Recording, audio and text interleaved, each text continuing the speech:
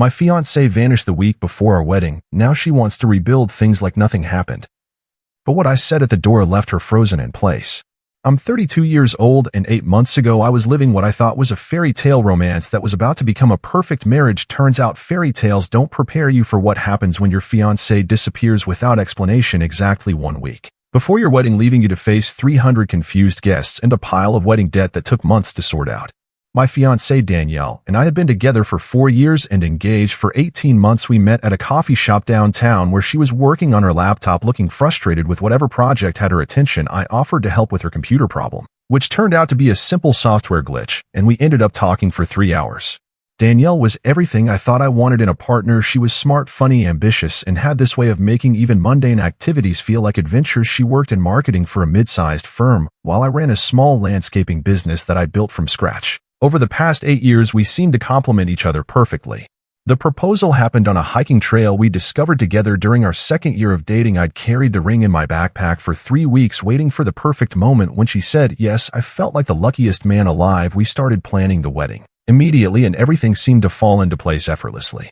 Wedding planning with Danielle was actually enjoyable, which I'd heard was rare. She had strong opinions about certain things, but she was willing to compromise, and we managed to make decisions together without the drama that apparently plagued other couples. We booked a beautiful venue, hired a photographer we both loved, and sent out invitations to family and friends. But looking back now, I can see warning signs that I ignored or rationalized away. About 6 months before the wedding, Danielle started having what she called anxiety attacks about the future. She'd wake up in the middle of the night worrying about whether we were making the right decision, whether we were too young, whether we really knew each other well enough.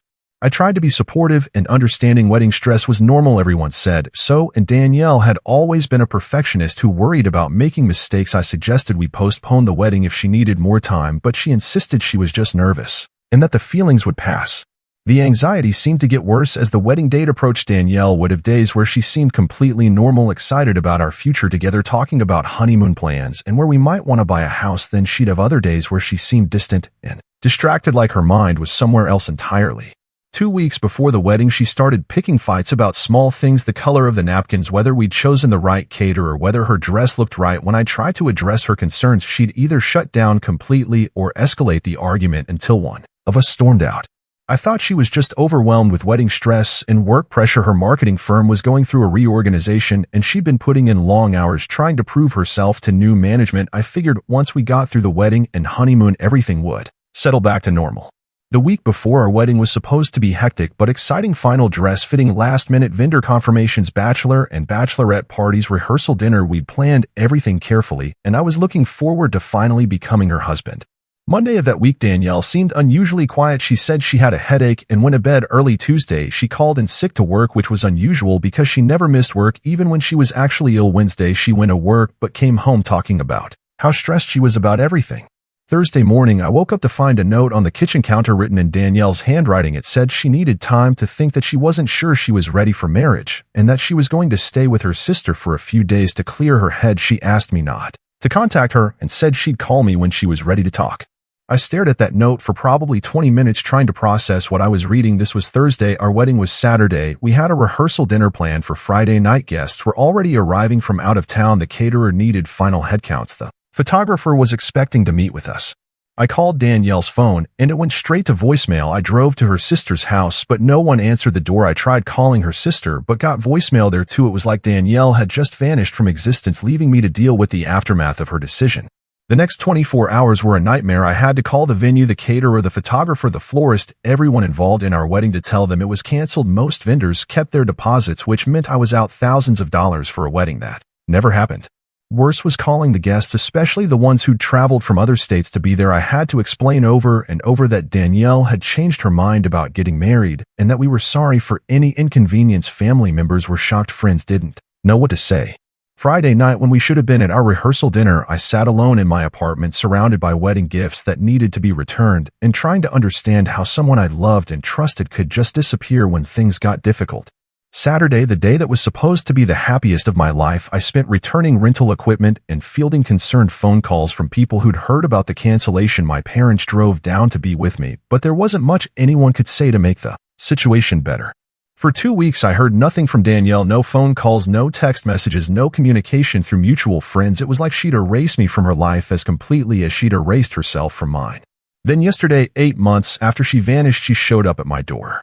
When I opened the door and saw Danielle standing there, my first emotion wasn't anger or relief or even surprise. It was exhaustion, the kind of bone-deep tiredness that comes from months of trying to rebuild your life after someone destroys it without warning.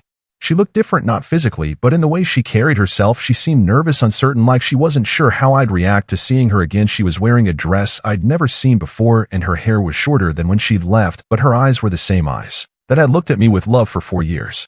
We stood there staring at each other for what felt like forever before she finally spoke. "Can I come in?" she asked, her voice smaller than I remembered. I stepped aside and let her into the apartment that had once been ours but was now just mine. She looked around, taking in the changes I'd made: new furniture, different artwork, the absence of all the things that had been hers. "It looks good," she said, like she was trying to make small talk. I didn't respond. I was still processing the fact that she was actually standing in my living room after 8 months of complete silence. She sat down on the couch, and I took the chair across from her, maintaining distance, both physical and emotional. "I know you probably have questions," she began. That was an understatement. I had about 1,000 questions, starting with where the hell she'd been and ending with what gave her the right to show up at my door like nothing had happened. "I've been in therapy," she continued, "working through some issues I didn't even realize I had. The wedding stress triggered something in me, and I panicked." Panicked, that was her explanation for abandoning me a week before our wedding. Panicked like she'd forgotten to buy milk, not destroyed my life and humiliated me in front of everyone we knew. She talked for about 20 minutes, explaining how she'd driven to her sister's house that Thursday, then decided she needed more space, so she'd kept driving until she reached her cousin's place in Oregon. She'd stayed there for 2 months, working remotely and trying to figure out what she wanted.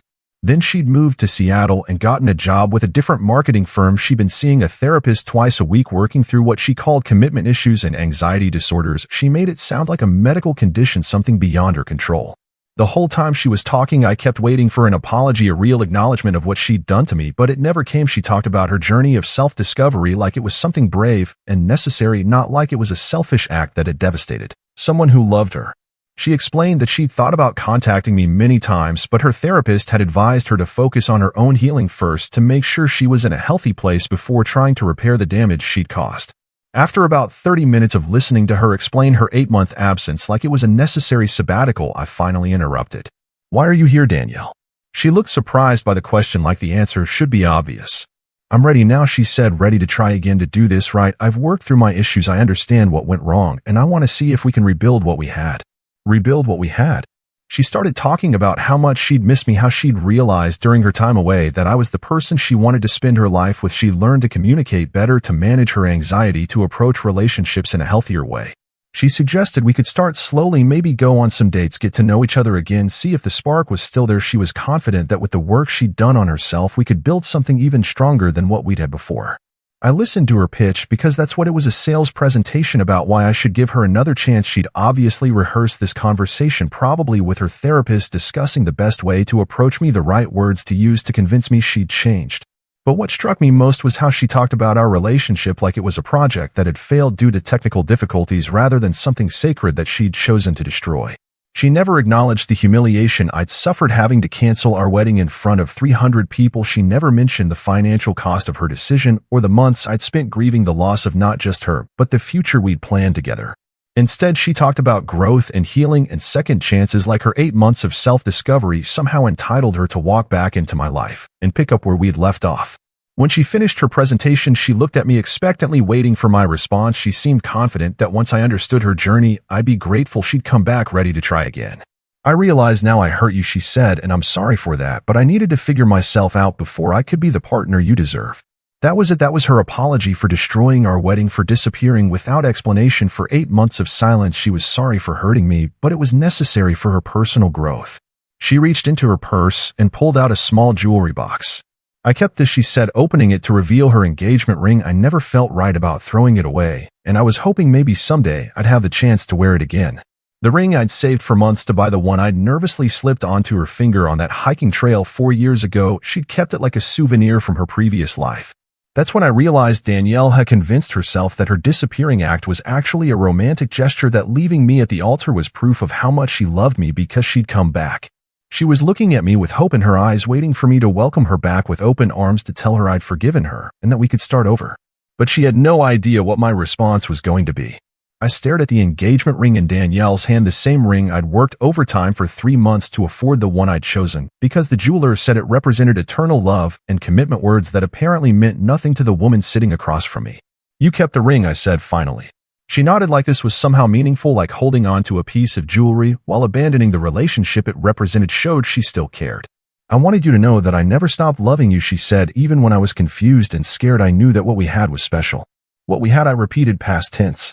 "No," she said quickly, "what we have, what we can have again if you're willing to work with me." I stood up and walked to the window, looking out at the street where normal people were living normal lives, people who didn't have their former fiancés show up after 8 months expecting forgiveness and reconciliation. "Danielle, you disappeared," I said without turning around. "You left me a note like I was your roommate, not the man you were supposed to marry in 3 days. "I know," she said, "and I can't imagine how difficult that must have been for you." Can't imagine, that phrase hung in the air between us. She couldn't imagine how difficult it had been because she'd never bothered to think about it from my perspective. I turned to face her and saw that she was still holding the ring box like it was some kind of peace offering. "Do you know what happened after you left?" I asked. She shook her head, looking uncomfortable for the first time since she'd arrived. "I spent Friday calling 300 people to tell them our wedding was canceled." I had to explain over and over that my fiancée had changed her mind, that she needed time to think, that we were sorry for any inconvenience. The look on her face suggested she hadn't considered this practical consequence of her decision. "My cousin flew in from California. My college roommate drove 12 hours from Chicago. Your own grandmother had already checked into her hotel when I had to call and tell her the wedding was off." Danielle was staring at her hands, now clearly uncomfortable with the reality of what her disappearance had meant for other people. "I lost $7,000 in vendor deposits," I continued. "Money I'd saved for 2 years to pay for our dream wedding, money that's just gone because you decided Thursday morning that you needed to find yourself." But the money wasn't even the worst part. The worst part was the looks of pity from everyone who knew us, the questions about what had gone wrong, the assumptions that I must have done something to drive you away. She looked up at me with tears in her eyes. "I never meant for any of that to happen," she said. "But it did happen," I said, "because you made a choice. You chose to run away. Instead of talking to me, you chose to leave me to deal with the consequences of your decision alone." I walked back to the couch, but didn't sit down. I needed the height advantage, needed to feel like I had some control in this conversation. "Do you know what the hardest part was?" I asked. She waited for me to continue. "The hardest part was thinking it was my fault, wondering what I'd done wrong, what signs I'd missed, what I could have said or done differently to make you stay. I spent months going over every conversation we'd had, looking for clues about what had driven you away. I blamed myself for not seeing your anxiety, for not being supportive enough, for somehow failing you." "That's not true," she said quickly. "You didn't fail me. I failed you. I failed us."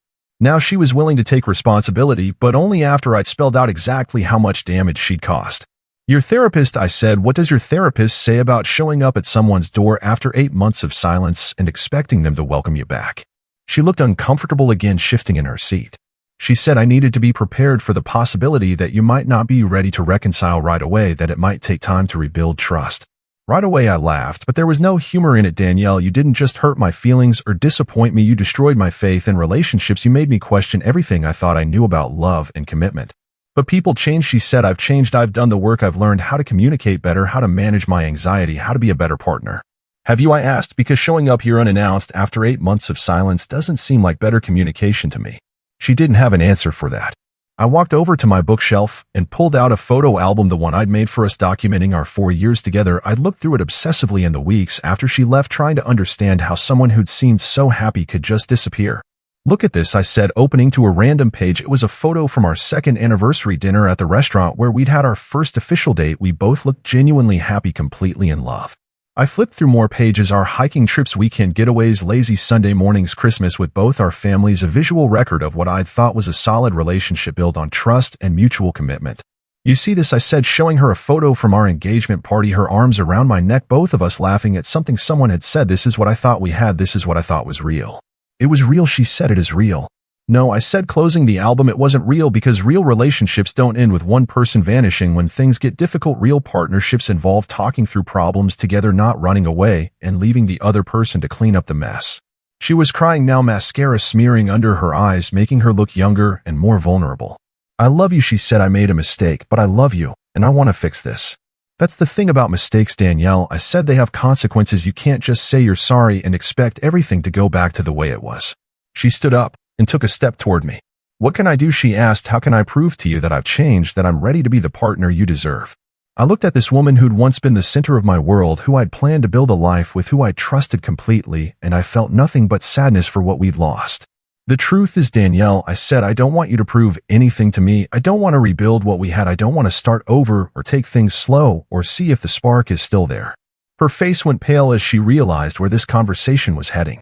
What I want, I continued, is for you to understand that some things can't be fixed, some trust can't be rebuilt, some relationships don't survive when one person decides their personal journey is more important than their commitment to another person. She was staring at me like I was speaking a foreign language, like she couldn't comprehend that her grand gesture of returning hadn't worked. But what we had was special, she whispered. Yes, it was, I agreed, and you threw it away.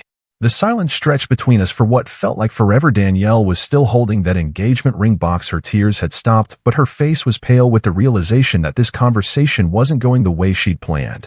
I have something to show you, I said, walking to my desk drawer. I pulled out a folder that I'd kept for reasons I couldn't fully explain, maybe because I needed documentation of what had happened, maybe because I wanted proof that it had all been real. These are copies of all the cancellation emails I had to send, I said, handing her the first set of papers. Vendors, guests, family members, everyone who needed to know that our wedding was off. She looked through them, her hands shaking slightly as she read my explanations about how my fiancée had decided she needed time to think about our relationship. Here are the financial records, I continued, pulling out bank statements, the $7,000 in lost deposits, the additional costs for canceling services, the money I had to spend returning gifts and handling the aftermath of your decision. Danielle set the papers down on the coffee table like they were contaminated. Why are you showing me this, she asked. Because I want you to understand that your 8-month journey of self-discovery cost more than just our relationship. It cost me financially, emotionally, and socially in ways you never bothered to consider. She was quiet for a moment, studying the documents. I can pay you back, she said finally, at least for the financial part. I don't want your money, Danielle. The money is gone, and so is everything else. But there's more, I said, returning to the folder.